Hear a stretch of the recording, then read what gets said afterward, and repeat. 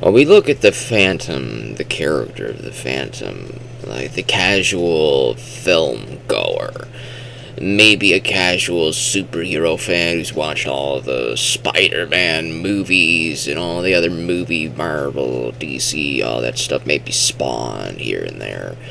And they go looking at the Phantom, they say, which one would you think of first? You'd probably think of the one with that guy from the Titanic, Billy Zane, as the main guy. And this one's not that one. This one is mid-2000s Canadian made-for-TV duology. A two-parter which has a TV budget, made-for-TV budget, obvious TV budget. The camera effects, the cinematography, all of it is very much TV budget. It's very TV budget. It's not gonna be super awesome action, faction. And the first act really slogged for me. In fact, for like the first 30 to maybe even 40 minutes, I was just barely paying attention. I was probably multitasking, doing other things, which is why I couldn't tell you what was going on. When a movie fails to grab your attention in the modern film day and age, if you didn't buy a physical copy of this, you don't have a physical copy that you spent money on, and you instead are on one of the modern audiences that look for something on streaming. If a film's first act is not catching you, you'll just stop. Nothing's making you watch it. You didn't spend money on it, so you just stop. And you go find something else to watch. So in the modern day, the first act is probably the most important act in all of moviedom.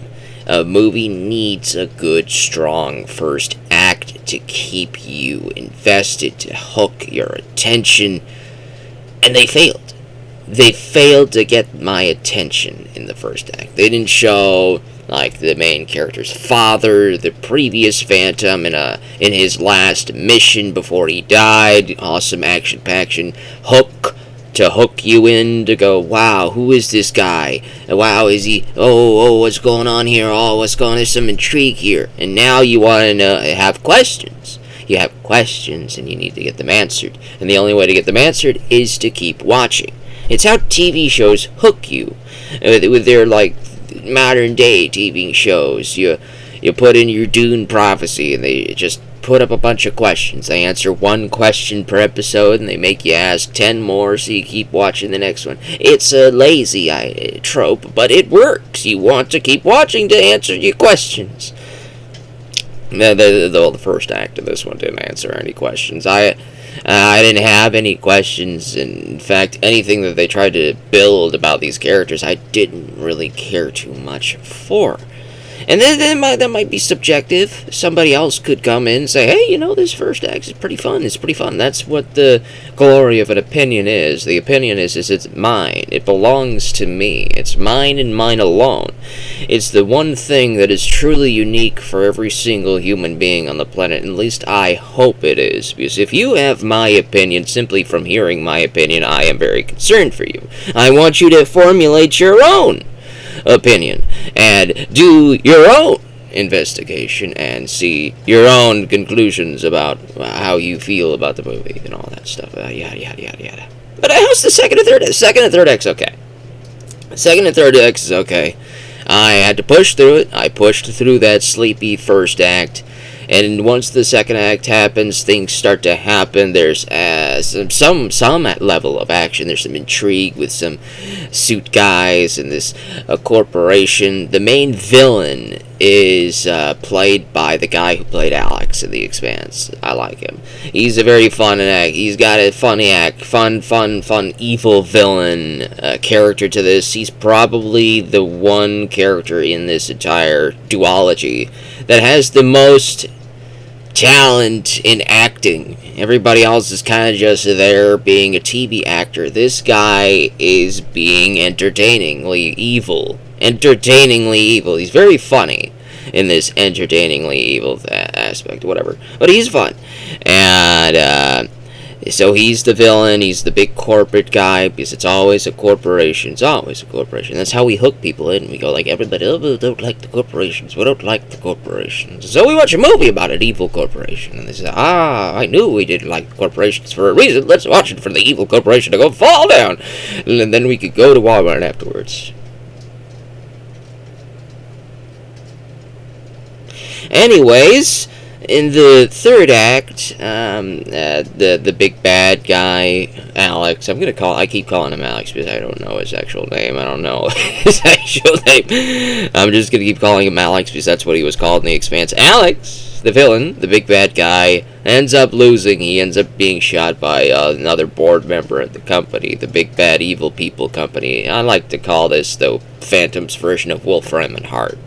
From Buffy the Vampire Slayer and Angel lore, Wolfram and Hart. That's a big corporation law firm, but it's a bunch of bad guys, and Angel's going up against them and all that stuff. It's basically that. It's basically evil corporation. I'm just going to call it the Wolfram and Hart Corporation because it's just the trope that they're using.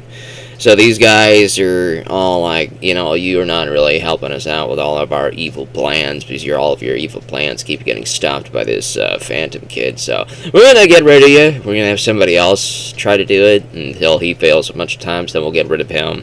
And we'll because we're big fans of musical chairs in the boardroom. We like to play musical chairs while you're standing up making all sorts of plans. And when your plans fall apart, we'll just put a bullet in you and then have the next guy stand up, and then we'll all keep playing musical chairs. We'll all run around the table and get to sit down again. Whoever has the empty seat gets to leave out the window because we don't have any stairs or elevators, so we're just stuck up here. We're stuck up here. So the only way out is down. Anyways, he's a pretty entertaining Phantom. The guy, I think it's Ryan Kearns here. And I don't know what else he's been in. I didn't look at his IMDb, but he's fine. The second and third act really save the first act, but you have to slog through that first act. You have to sit through it, and once you've sat through it, you have a decent made-for-TV superhero story on your hands. The original The Phantom is a comic book series, to my knowledge. I haven't read any of them, obviously.